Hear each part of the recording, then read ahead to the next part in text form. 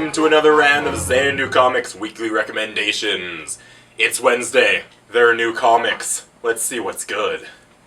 What's good, son, is Star Trek, the prequel comic to the highly anticipated movie coming out very soon. It will be dark, have Spocky goodness, and this is the essential prequel. It's in this week, as well as number 4, Star Trek.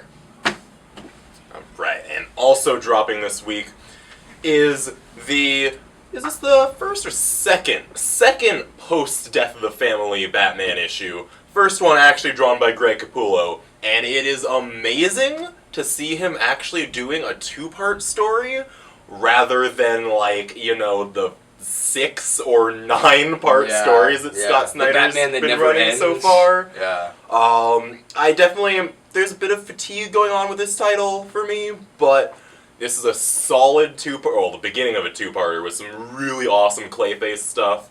Spoilers. But, yeah, whatever. Terrible. One of my favorite villains making his first New 52 appearance. Check it out. Is it the first appearance? I'm pretty sure, yeah. Wow, okay.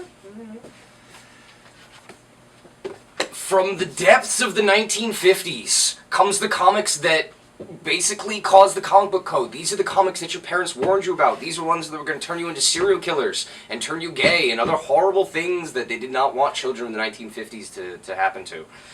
This is EC Archives, Jack Davis, Taint the Meat, It's the Humanity, and this is a bit more affordable version of the EC Comics Archives. Instead of $50, it's $28.99, but this is all the horror stories, a bunch of horror stories from comics master Jack Davis, who he really kind of defined the look of the Crypt Keeper, like really. But yeah, his stuff is just really gruesome. It's dark. It's got beautiful brushwork. It smells very clean. It smells very sterile for a horror comic book. Maybe that adds to the horrorness of it. I don't know. But it's more off-putting. More off-putting. Yeah, kind of nasty yellow outside. It's very cool. Jack Davis, fantastic artist. All right. And from Marvel this week, we have issue number 6 of Uncanny Avengers. This is kicking off the Apocalypse. Are they calling it Apocalypse now? We'll call it Apocalypse now. I think. Apocalypse something. Something like that. Ragnarok, Apocalypse, same thing. But this is young Thor from Jason Aaron's Thor, God of Thunder, facing off against a time-displaced Apocalypse. Ooh. By Daniel Acuna. Yeah. 30 pages of Daniel Acuna showdown goodness. Yeah. I mean, this issue, it's almost like nothing, you know, you pick up this issue and it's just Thor riding, like, celestial rams and shit like that. It's pretty much what the last issue of Thor should have been. Yeah, exactly. And it wasn't. But, yeah, so, Daniel Acuna, John Cassidy's finally This book is actually coming out on a regular basis now. Yeah, yeah. It's gonna be awesome. You got Kang showing up pretty soon. Hell yeah. Kang is always awesome. Kang never means not awesome. His face is purple. Yeah. He's the colors of evil. Obviously. From Dark Horse and the Mignolaverse, we have the second issue of Sledgehammer 44. The first issue was very popular, sold out very fast. We had to reorder it many times.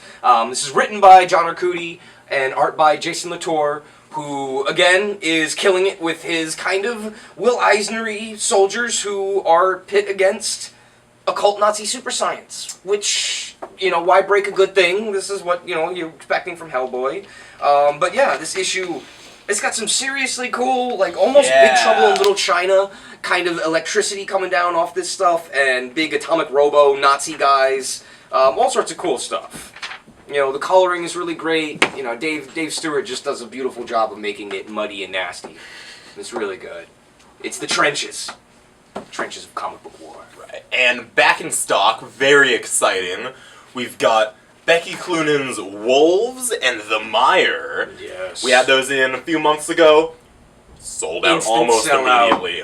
Also, her good friend Andy Belanger's Black Church, the most metal comic coming out all week. Should just be called The Metal. The Metal. Yeah.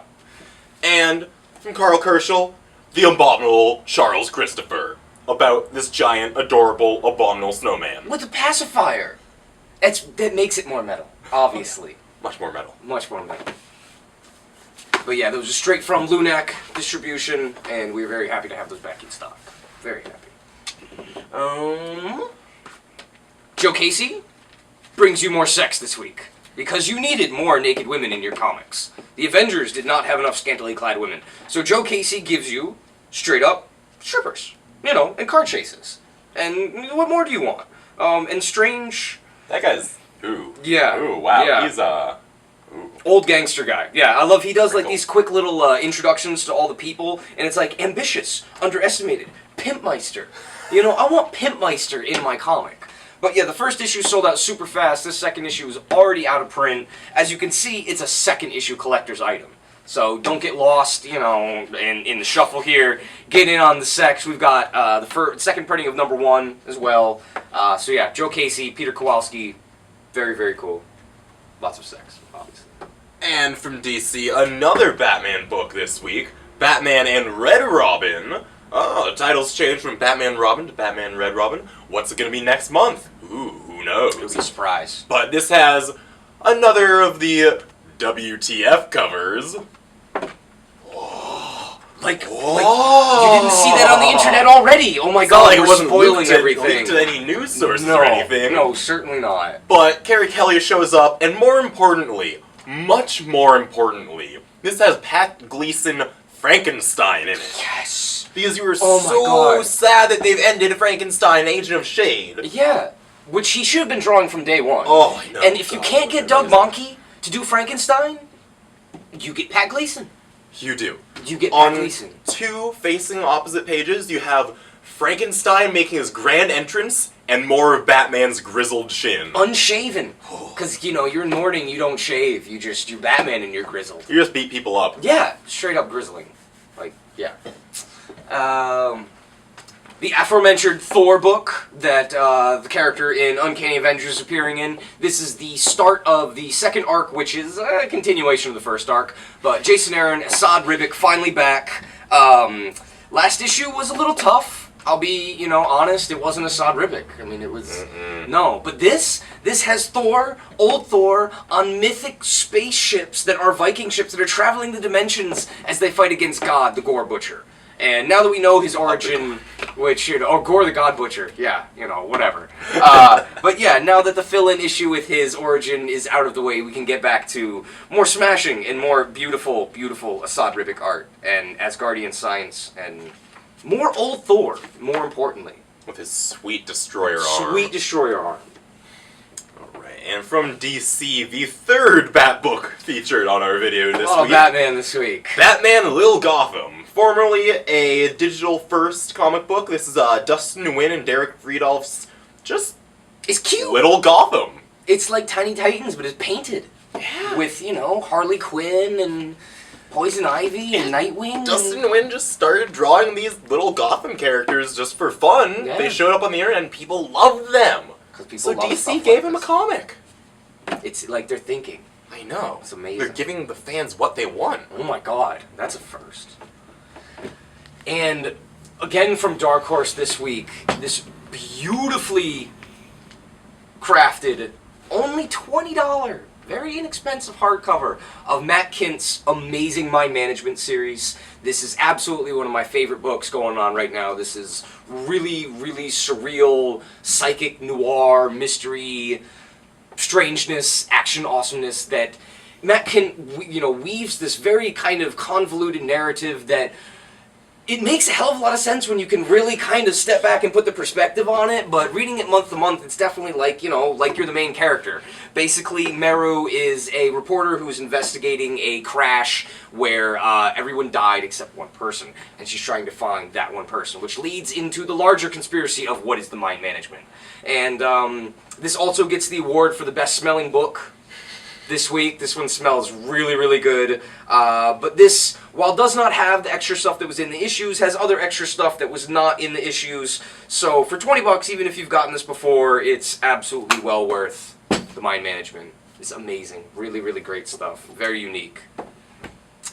And I think that brings us to the cover of the week. And now this one, we've done some covers of the week. They don't touch this one. This is truly a cover of the week. See that? Bat Cow. Chris Burnham Bat Cow. Tiny Damien. Tiny Bruce. Jumping over the Joker Moon. Joker Moon. I mean, I can hear the little nursery rhyme in my head. And the Batcow's like, whoa. There hasn't been a cooler moon since Chairface Chippendale tried to write his name on it. Yeah, totally. Totally. So, and this is worth the price of admission for the Batcow. No, there's no Batcow in the comic, but, you know, whatever. Maybe soon when Lion Cat gets his own comic, Batcow will get his own comic. They'll have Batcow versus Lion Cat. I don't know who. I would read that. I would pay a large amount of money to read that. I think Batcow might win. I mean, you know, he's the training of Batman. Yeah. True. I don't know. That'd be a tough one. Be a tough one. We'll let you ponder that.